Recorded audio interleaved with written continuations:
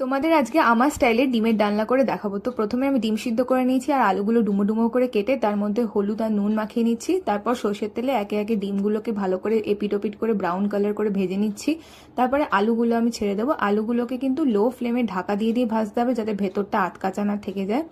তারপর আমি টমেটো, লঙ্কা, আদা, পেঁয়াজ, রসুন ভালো করে মিক্সার গ্রাইন্ডারে ব্লেন্ড করে নিচ্ছি।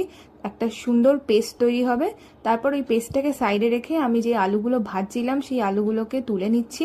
তারপর কড়াইতে গোটা গরম মশলা আর একটু চিনি দিয়ে দিচ্ছি যাতে কালারটা ভালো আসে রান্নায়। তারপর সেই পেস্টটা দিয়ে দিচ্ছি যেটা আগে বানিয়েছিলাম। তার মধ্যে নুন, হলুদ, লঙ্কা, জিরে, ধনে, কাশ্মীরি লাল লঙ্কার গুঁড়ো দিয়ে ভালো করে কষিয়ে নিচ্ছি।